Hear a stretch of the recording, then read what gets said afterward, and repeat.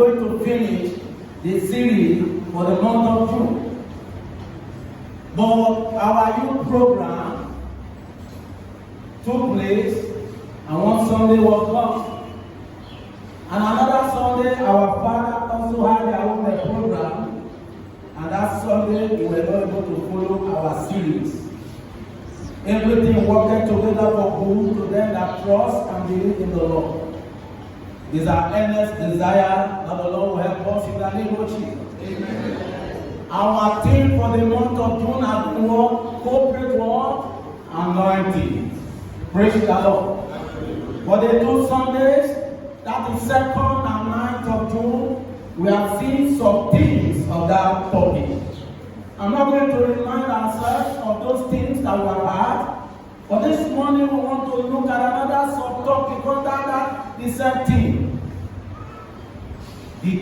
The degrees of corporate anointing. Degrees of corporate anointing. When we talk about degrees, what do we mean? We mean the amount of something. It could be a level of something. It could be an extent to which something happened. That is what we mean by degrees. Before this corporate anointing will work effectively, what are the amounts of the extent of commitment we are going to put as a church of God? The Lord will help us as we try to look at 3 few things that are required in the degrees of corporate anointing. Let's bow our head and pray this morning. Can you please touch the Lord? If you want to hear me this morning, I'm going to disappoint you. Father, you ask the Lord this morning that you have left every other thing to be encouraged by the word of the Lord this morning. Pray that you will hear God himself. Like Samuel of old, in his obscure understanding about the revelation and the voice of God. Ever need to guide him, and he says, speak for your servant here. Can you echo the prayer of Samuel this morning? Ask the Lord that he will speak to us this morning. The word of the Lord is forever inexhaustible. Ask the Lord to speak to you. Let it speak to our heart this morning. In Jesus' mighty name we pray. And Father, we bless your name this morning. We give you glory. For another privilege to stand before this great and women of God, I ask that you will speak for me. Every power of sin, every distraction, Lord, I rebuke it in the name of Jesus. The Bible says the letter killed them, but the spirit give them life. Give us life with your spirit that is in the Lord. The Lord is one. Jesus' mighty name we pray. Amen. This one way Baba Sabasha made this one. You need to make that forever. So please I will do hallelujah. Amen. Under these degrees of corporate anointing, we are going to look at 3 things. Number 1, it requires consecration. Number 2, it requires concentration. And number 3, it requires costly sacrifices. These are the few things that we are going to do. Please let's go to where we read. Verse 9 precisely. Verse 9, the Bible says, Moses said to Joshua, choose some of our men and go out to find the Amalek camp. That is what I'm going to do this morning. Degrees of corporate anointing require what? Consecration. Remember that any time that the children of God want to embark on anything, they will first of all set themselves apart for what? In that 3 days. That is what? Consecration. The men that that went to the war, the men that Moses chose to go for this battle were not just every other men. Hallelujah. Amen. Whether you believe it or not, before they go to the war, there are men that were fearless. There will people tell you specifically, if you know that your fear will cause for Allah in the camp, please stay. So these men that Moses chose to go to fight Amalekite were the men that were what? Consecrated. I believe there are men and women outside this community. People that decided to go to Gabriel Baptist Church, as it is not the only Baptist church in Calabar, neither is it the only denomination in Calabar. There are going to be men and women that are more consecrated. We are choosing ourselves to be part of this church. We must all be consecrated. Hallelujah. We need to ask ourselves, in order to function effectively in this spiritual journey that we have been back to all, there must be a conscious and adequate consecration. If we consecrate ourselves individually and we consecrate ourselves collectively, the anointing of the Lord will flow.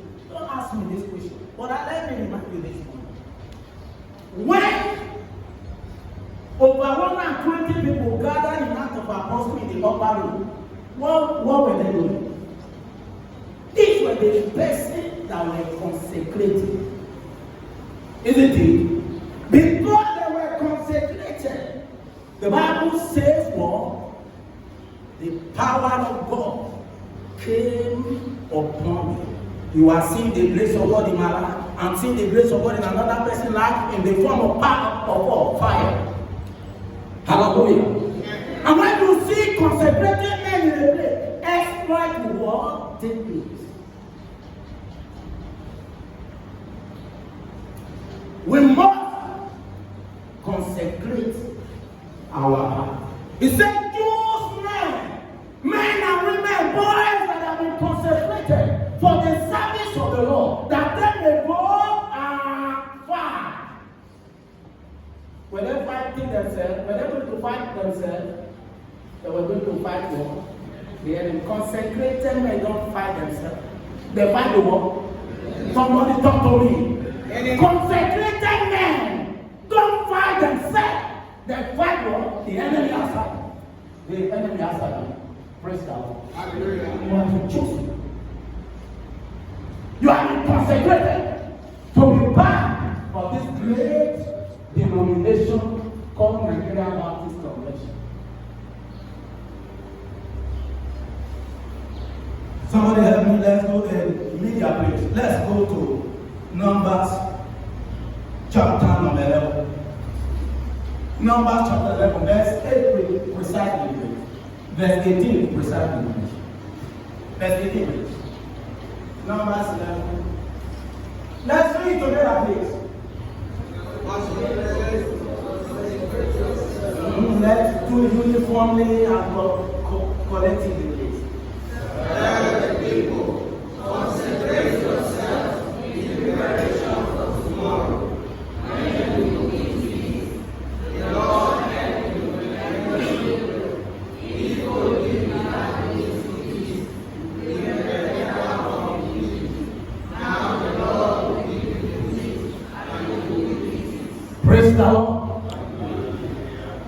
The Lord said to Moses, tell the people, consecrate yourself for the preparation work for tomorrow.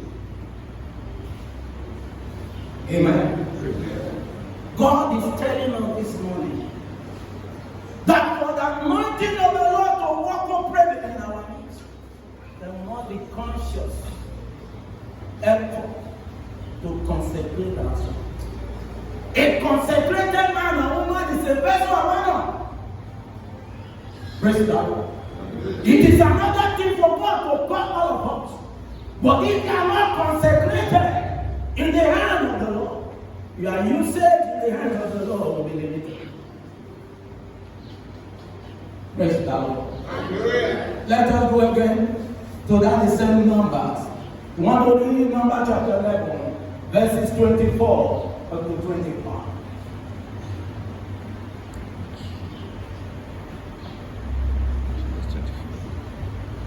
Let's read together, people of God.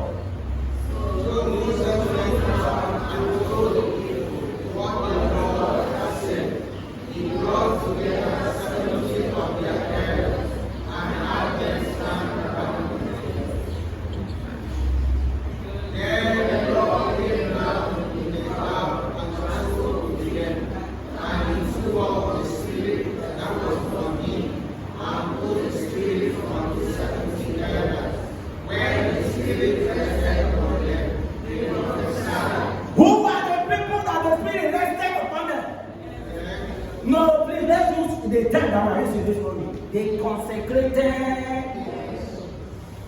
Spirit of God don't rest on anyone. It rests on men and women and youth of the church that are all.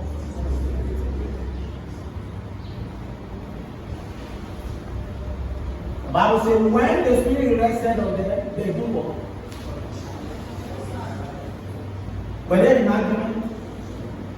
Were they in disagreement? But what did they do? They prophesy as the Spirit giving them utterance. When you are consecrated, you will prophesy. And the Bible says what? Believe his word and his word, prophet, and it shall be what? Established. The Lord bless you. Another point that we want to see this morning is it requires what? Concentration. When you are consecrated, the next thing that you must do as a child of God is what? Concentration.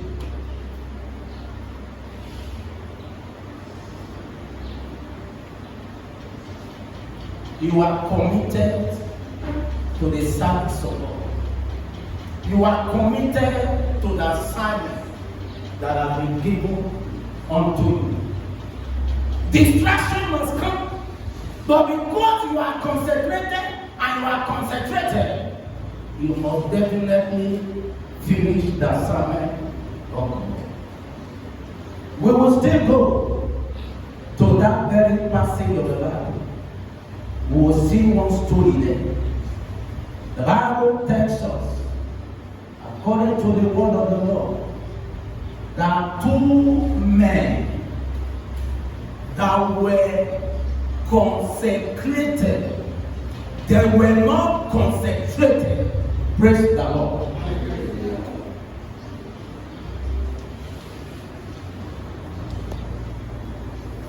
Hallelujah. The Bible says in verse number 26 precisely.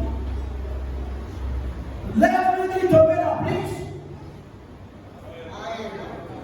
Two men whose names were Gabriel and Odey are remaining in the band. Stop there, please. The consecrated men were asked to remain around the wall. If you follow the way around the wall, the tent. Do you know the difference between camp and tent? The consecrated men from our previous verse were asked to remain around the wall, the tent. These two persons, were they not informed out of the 70? Were they not informed? No, people of God, let's talk. But why must these two men leave the tent? Let's ask ourselves. They were consecrated to remain around the tent. But these two men went out. Let's go down, please. Let's read the Bible passage.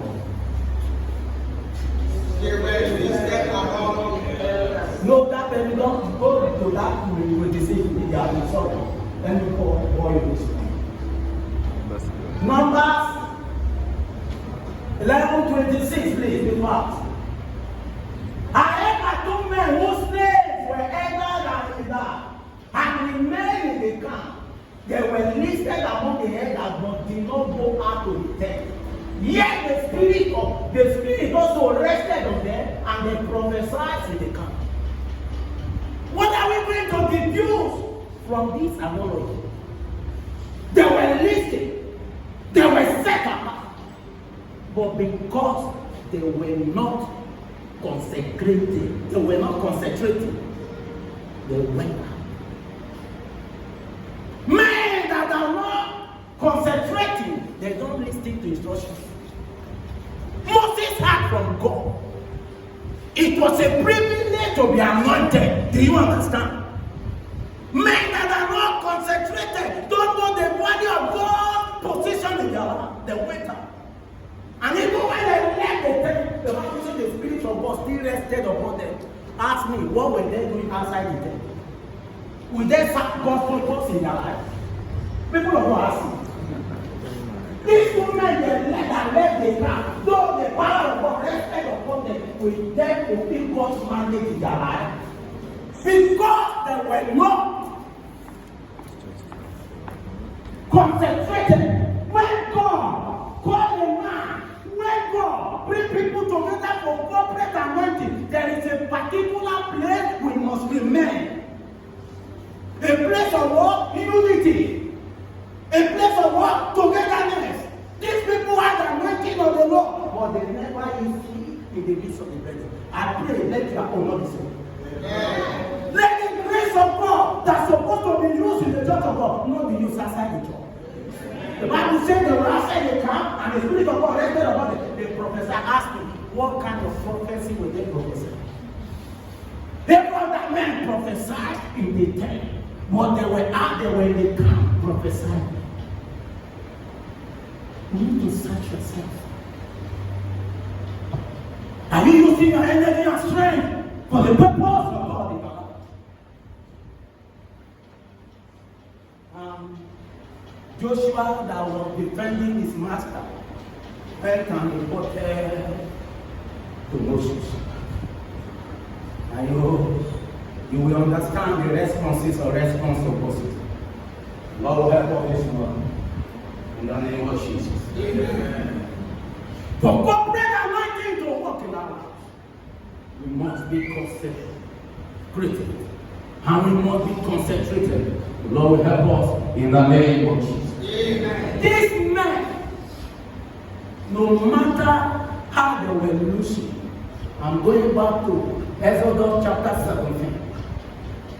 Even when the battle was against them, because they were concentrating on the assignment that the Lord gave to them, they never ran away. Even when they didn't walk, because Aaron and Hur were concentrated, and they were concentrating on the assignment on the mountain, they looked for solution. They didn't give up. It is my earnest prayer for all of us and myself that we will not give up. In the name of Jesus. Amen. The third point before I run up this morning is it requires costly sacrifices. It requires what? It is all about sacrifice that made all of us together.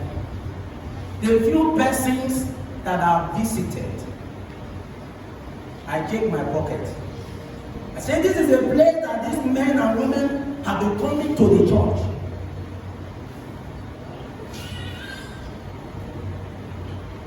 It was a great sacrifice that you have been paying. Coming to the church. Under the rain, under the battle. But beyond that, there are costly sacrifices that you must do, that you must render in the church of the Lord. Number one, I passively, I don't make small statement in that day. When there was no stone, when the hand of Gabriel, Moses went down, what happened? Two men began to gather wood. They gathered stone. Two men. They gathered stones. Is that not the sacrifice? Don't ask me whether they were with pickers or diggers to dig stone. Don't ask me the kind of stone they carry for somebody to sit down, for his hand or arm to rest upon. Don't ask me how many hours they were holding this man's hand. But you know it was a sacrifice. Don't ask me whether they took food to the mountain, because mountain was a place of prayer. Don't ask me. But you know it was a sacrifice. Don't ask me when battle became fierce and people of God were losing. Moses do not have the GSM to communicate to Joshua, but Joshua summoned on it.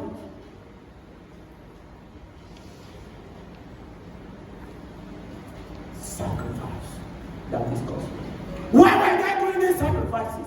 Were they doing Ottoman? People of God. Every sacrifices that you are raising in the church is not unto the pastor, it's not unto anyone. Am I communicating this man? Yes. It is unto God. That is the reason why you must not give up. They concluded in their mind, as long this 100 battle was fought, we must fight to finish. They refuse to surrender. In rendering costly sacrifices, you will refuse to surrender.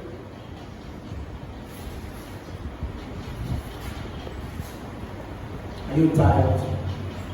Are you discouraged? Are you offended?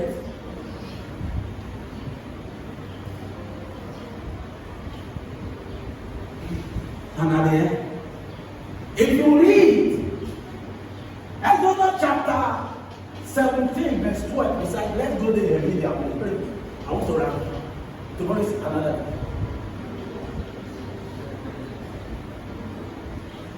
Go to verse 13, please. Verse 13. So Joshua overcame the Amalekite army with the sword. Why did they overcome the enemy? Because of costly sacrifice. Go down to verse 14 and 16. Oh, that's the last.